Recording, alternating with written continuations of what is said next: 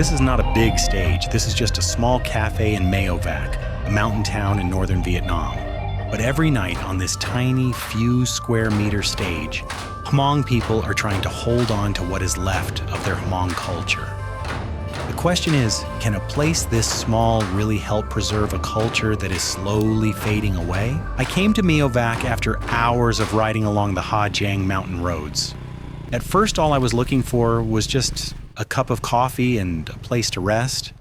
But when I stepped into this cafe, I realized I had accidentally walked into one of the most unexpected efforts to preserve Hmong culture that I've ever seen. At first glance, this cafe looks just like many others in a small tourist town. Warm lights, the sound of people talking, the smell of freshly brewed coffee.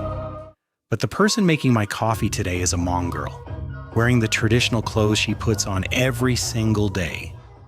Right next to the counter, a small stage has been set up. And then the lights dim and the music begins.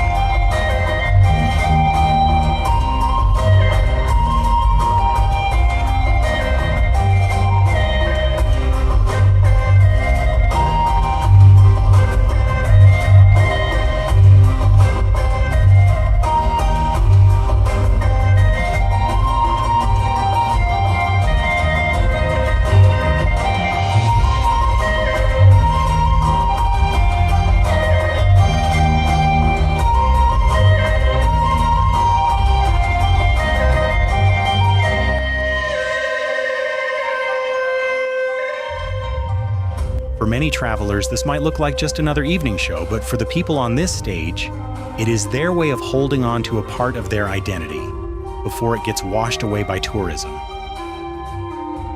The girls performing tonight are not a professional artist. They work here at the cafe, and they are Hmong, born and raised on the mountain slopes around Meo Vac.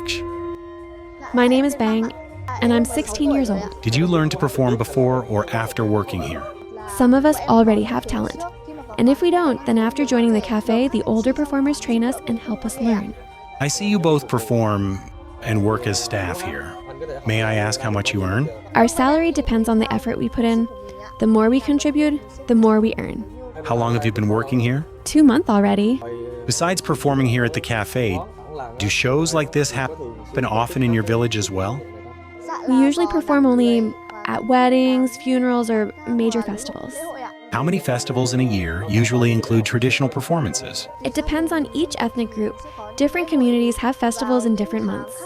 When do Hmong people usually play the flute? They play the flute while working in the fields or to express love between men and women. What are your working hours here? Because we are still in school, we get to leave a bit earlier. We start working at 6:30 p.m. to clean the cafe, then our shift officially begins at 7:30. And we finish around 10:30 p.m. so we can wake up early for school the next morning. Do you plan to go to university in the future? Yes, And which city would you study in? I'm planning to study in Hanoi. In her story, I could hear a quiet pride, but also a fear. If young people leave their villages and their mountain, if life becomes only about tourism and money, then where will these dances go? Could you share a brief history of this cafe and your journey working with the performers? And what inspired you to create this program? My name is Khan. I'm actually just like any tourist. When I first came here, I was overwhelmed by how beautiful this place is. Many people say there are no words to describe the beauty of the Giang Bon Karst Plateau. But I also noticed something else. The local culture here is slowly fading, and it hasn't been nurtured in the way it deserves.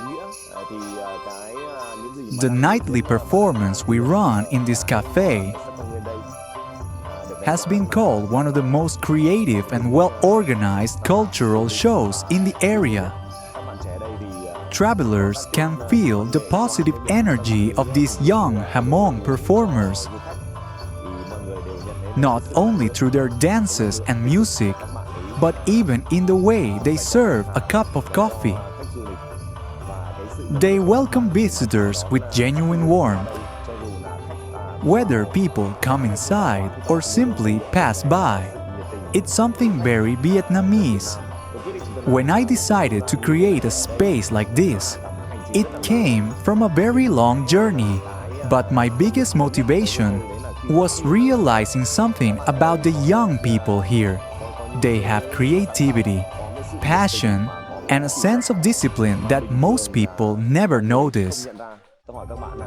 When I first asked the young performers how much salary they wanted, they said, "We don't know, uncle. You can pay us whatever you want." I found them incredibly sweet, but I also realized they lacked something important, a sense of their own value. So I told them, "Work with me for a while, learn, grow, gain skills, gain knowledge, and then come back and negotiate with me or with anyone else. Tell them, this is what I deserve, this is what you should pay me, because now you have experience and you have real ability. What I truly want is to help them build the confidence and the foundation they need to step into life with strength." In many parts of North Vietnam, traditions don't disappear overnight. They fade slowly as daily life pulls people in new directions. What I saw here is just one piece of Hmong culture. It isn't only the music or the dancing on this small stage. It lives in their clothing, their weekend markets, their festivals, and all the ways communities stay connected in these mountains. A cafe like this can't preserve an entire culture, but it can keep one part of it alive and remind us how much still exists beyond the usual places travelers see. If you want to explore more hidden traditions and real stories across Ha Giang and North Vietnam, I'd love to have you with me on the next journey.